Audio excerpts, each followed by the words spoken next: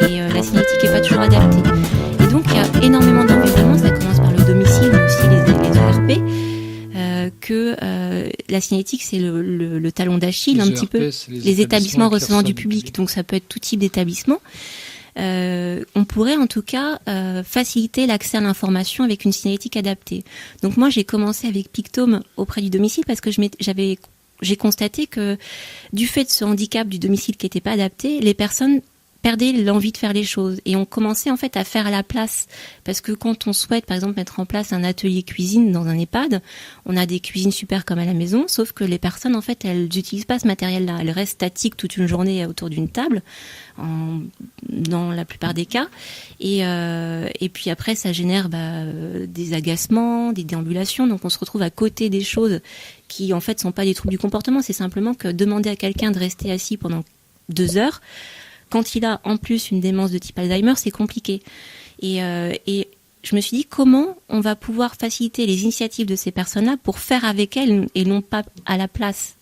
Donc faciliter les activités en duo. Donc en fait j'ai créé des petits stickers qu'on peut dire repositionnables qui sont adaptés visuellement parce qu'il y a des troubles spécifiques liés à l'âge mais aussi liés à la démence.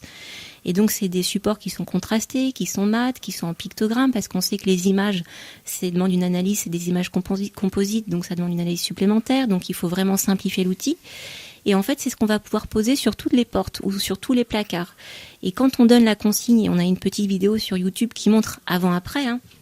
que quand on demande une consigne, par exemple à une dame lors d'un atelier crêpes en EHPAD, d'aller chercher le lait dans le frigo et que le frigo est encastré, et cette dame-là, une fois qu'elle arrive dans la cuisine, en fait, elle sait peut-être plus pourquoi elle est là, où est le frigo, et donc elle ouvre tous les placards, un par un. Et si on a 10, elle va en ouvrir 10, et puis au bout d'un moment, elle va se rendre compte qu'elle sait plus pourquoi elle est là, elle va nous regarder, elle va dire, mais vous savez, moi je suis plus bonne à rien, ou vous m'agacez avec vos questions, donc on va générer en fait des comportements qui sont pas super, de l'anxiété, de la dépréciation de soi, etc. Alors que si on pensait adapter l'environnement avec une signalétique, donc ça c'est ce qu'on fait sur la vidéo, on met des stickers sur la porte du frigo qui est encastrée,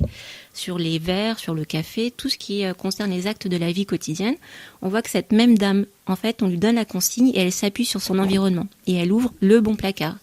Et ça, c'est des petits gestes, c'est une petite attention, en fait, qui au final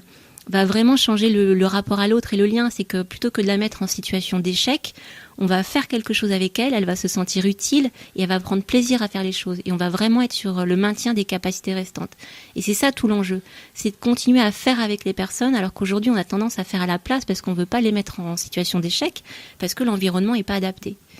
Et on est très bon aujourd'hui sur l'adaptation de l'environnement pour le handicap physique, mais on a encore beaucoup à faire sur le handicap psychique. Et ça, c'est tout l'enjeu de Pictome, c'est de sensibiliser sur l'accessibilité visuelle.